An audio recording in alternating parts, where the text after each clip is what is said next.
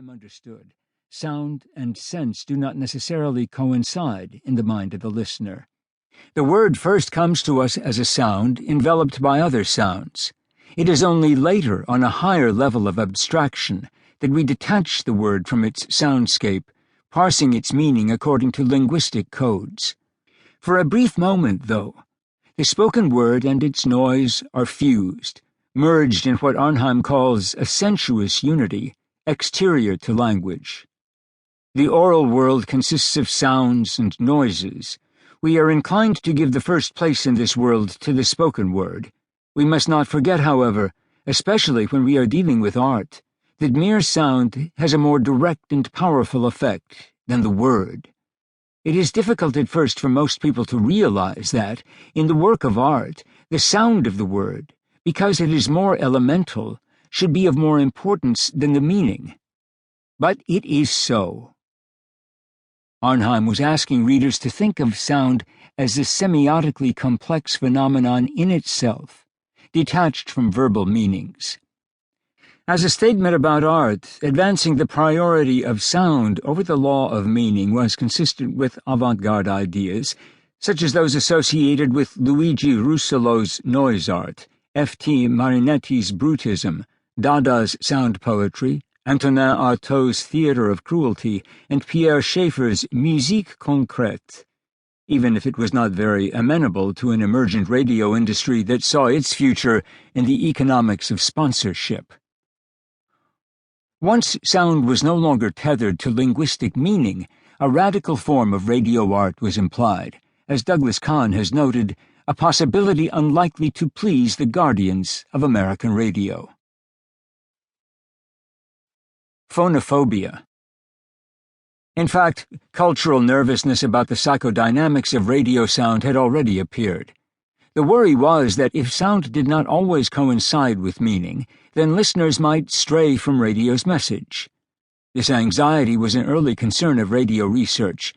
As Hadley Cantrell and Gordon W. Allport wrote in 1935, when Americans became mesmerized by a technology that exalted the auditory sense above all others, the sound of radio could become a source of distraction, interfering with chores and activities and even disrupting the content of radio itself, leaving programs half-heard.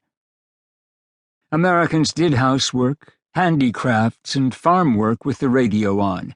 They drank, smoked, embroidered, talked, danced, played bridge, did homework, and made meals against the backdrop of daily broadcasts, presumably inattentively.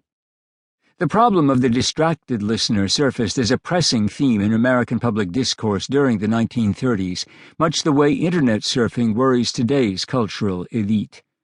Educators and reformers lamented that listeners were not giving radio programming their undivided attention. Surveys indicated that many Americans simply did not focus on radio shows.